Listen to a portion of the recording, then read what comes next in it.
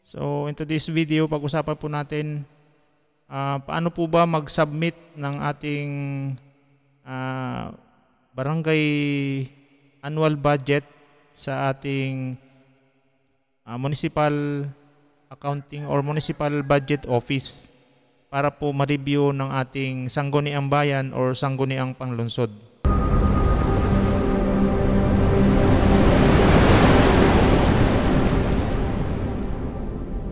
Hello mga partners, magandang araw muli. So una po sa lahat, ang unang proseso para makabuo tayo ng budget allocation sa ating barangay, kailangan natin i-prepare lahat ng mga documents. So lahat naman po napag-usapan natin, napag-aralan natin kung ano-ano mga klase ng documents na dapat natin i-prepare para po sa pag-create ng ating barangay annual budget. So balikan natin isa-isa para makita natin.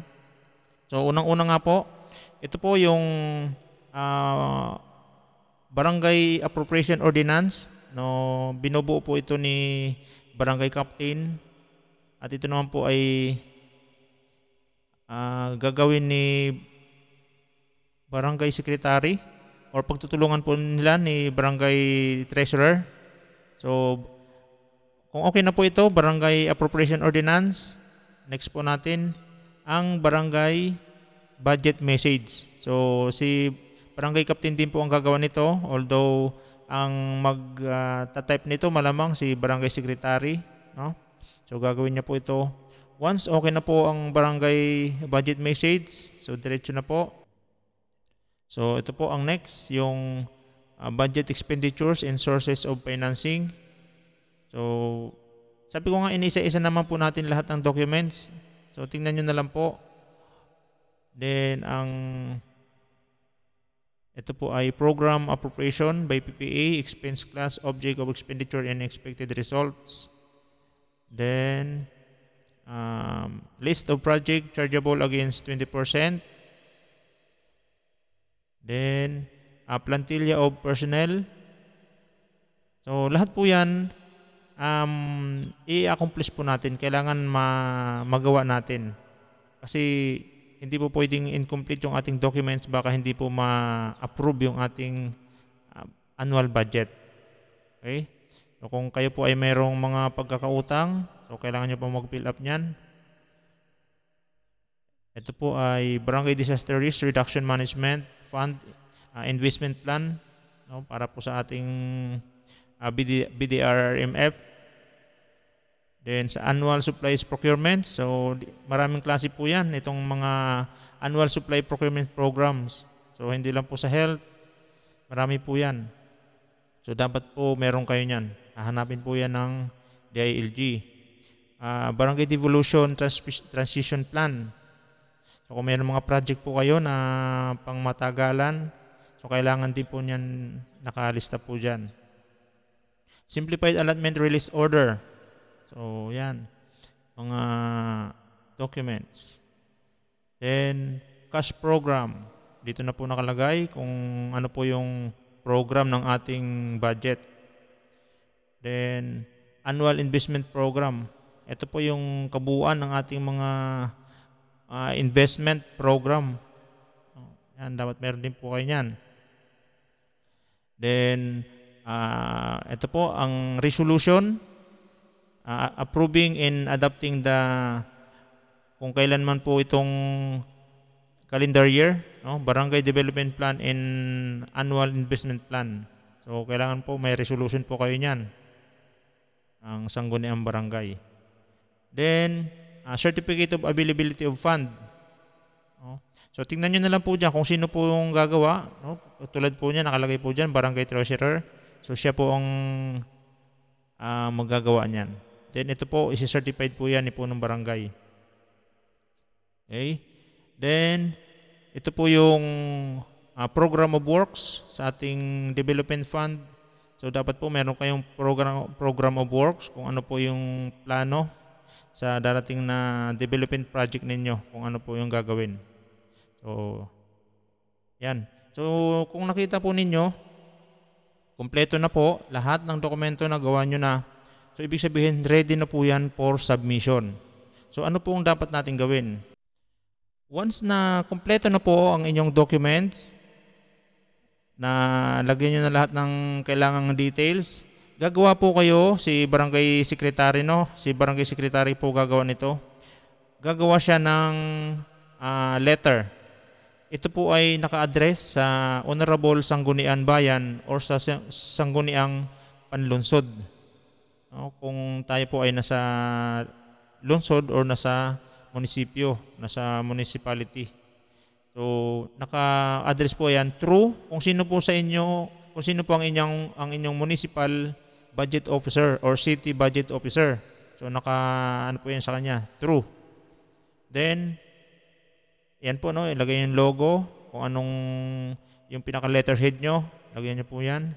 Then, yan, gayahin nyo lang po ito. Kahit gayahin nyo lang to.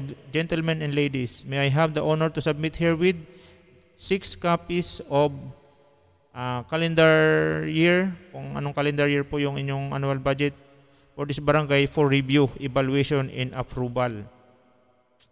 So, ang gagawin nyo po, sa bawat document, no, sa bawat document na pinakita ko sa inyo, ang gagawin nyo po ay 7 copies po bawat document, no?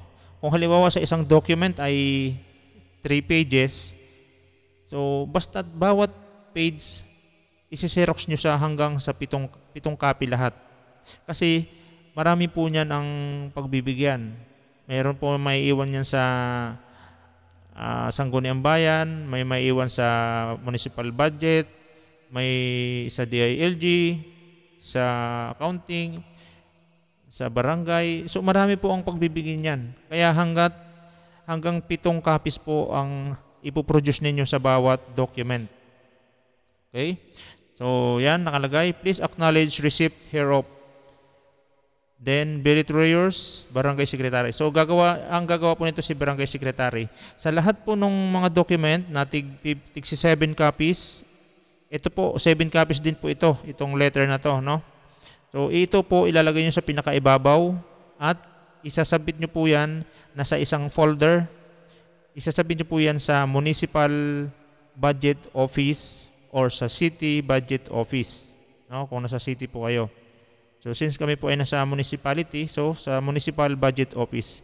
Once na yan po ay na-receive ni Budget Officer, sa Municipal Budget Officer, titignan po nila yan kung okay yung inyong mga documents, kung wala namang mali, ay iaakit nila yan sa Sangguniang Bayan or Sangguniang Panlunsod para po i-review nila kung ano po yung mga nilanan ng budget, tama po ba, nasa batas po ba yung ating mga nakalaang budget, yung mga pinopropose nating budget, wala po bang mga labis-labis, walang sobra, ganon, no? So once yan po ay na-approve, kung una muna halimbawa hindi siya na-approve, ibabalik lang yan sa municipal or sa city budget office. Sabihin na kung anong problema para maayos. Pero kung in case na approve na siya, lalagyan naman ng tatak yan, no? Tatatakan yan, pipirmahan kung sino mga signatories. Then, ibabalik nila sa Municipal Budget Office at i-approve na rin yan ng Municipal Budget Office. No? So, pipilapan din yan, lalagyan din yan ng mga tatatakan. So, ibig sabihin, pag approve na at binalik na sa atin, sa barangay natin yung ating mga documents, so ibig sabihin yun, approve na siya, pwede na natin i-go ang ating mga project. So ano po siya, okay na, approve na siya. Then lahat po ng mga kailangan bigyan ng copy, bibigyan po ng copy ng ating mga documents. Then wag po kalimutan na yung mga document na kailangan nandoon sa ating Barangay Full Disclosure Policy Board ay dapat lagyan po natin kasi dapat po ang ating annual budget documents ay dapat nakikita po yan ng ating mga kabarangay para malaman po nila kung saan po mapupunta yung ating budget sa ating barangay. So okay? So yun po. ang pinaka-last na action para po maipa-review natin sa Sangguniang Bayan or sa Sangguniang Panlungsod para ma-approve at magamit na po natin ang ating budget sa ating barangay. So partners, maraming salamat po and thank you very much. God bless.